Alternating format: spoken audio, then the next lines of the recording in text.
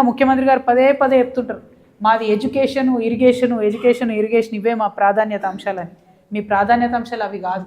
మీ ప్రాధాన్యత అంశాలు ఏంటంటే డైవర్షన్ అండ్ కరప్షన్. ఎవరన్నా ఏదైనా గట్టిగా మాట్లాడితే డైవర్ట్ చేయాలి ఇష్యూ. ఏం చేయాలి? అయితే కేసీఆర్ని తిట్టాలి, లేకపోతే కిషన్ రెడ్డిని తిట్టాలి, లేకపోతే బ్యాంకు పోతే చెప్పులు దొంగలాగా చూస్తున్నారు అనాలి, ఏదో ఒకటి మాట్లాడాలి, ఆ మందం పూట జరిపేసేయాలి. అంతే తప్పితే ఇంకోటి లేదు. ఇక second thing corruption. Your politics mister CM is just diversion and corruption, nothing else. మీ సొంత మహబూబ్ నగర్ జిల్లాకు కూడా, ఉమ్మడి మహబూబ్ నగర్ జిల్లాకు కూడా మీరేం చేయడం లేదు. ఇది కరెక్ట్ కాదు. విద్యాశాఖ మంత్రిగా మీరు ఉన్నారు కాబట్టి మరింత బాధ్యత ఉన్నది.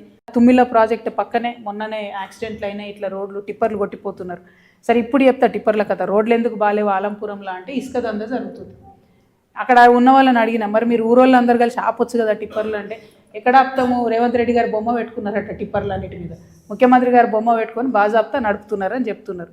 ఆపి ఏమన్నా అడుగుతా అంటే పైనుండి ఫోన్లు వస్తున్నాయని ఆఫీసర్లు భయపడ్డం, అందరూ భయపడ్డం. మరి ముఖ్యమంత్రి గారికి ఇది తెలిసి జరుగుతుందా తెలియక జరుగుతుందా నాకు తెలియదు. కానీ గద్వాల జిల్లాలో వందలాది టిప్పర్ల ఇసుక దందా ముఖ్యమంత్రి రేవంత్ రెడ్డి గారి పేరు మీద జరుగుతుంది. దానికి ఆయనకు సంబంధం లేకపోతే ఆయన ఆపాలే. ఎందుకోసం అంటే ఆలంపూర్లో ఉన్న రోడ్లన్నీ నాశనం అయిపోయినాయి. మొత్తం కంకర తేలి ఉన్నాయి అన్ని రోడ్లు కూడా. చిన్నపిల్లలు బడికి పోలేని పరిస్థితి, ఆడపిల్లలు ఒంటరిగా నడిచి వెళ్ళలేని పరిస్థితి, చాలా అధ్వానంగా ఉంది. ముఖ్యమంత్రి గారు దృష్టి పెట్టాలని చెప్పి నేను డిమాండ్ చేస్తూ ఉన్నా.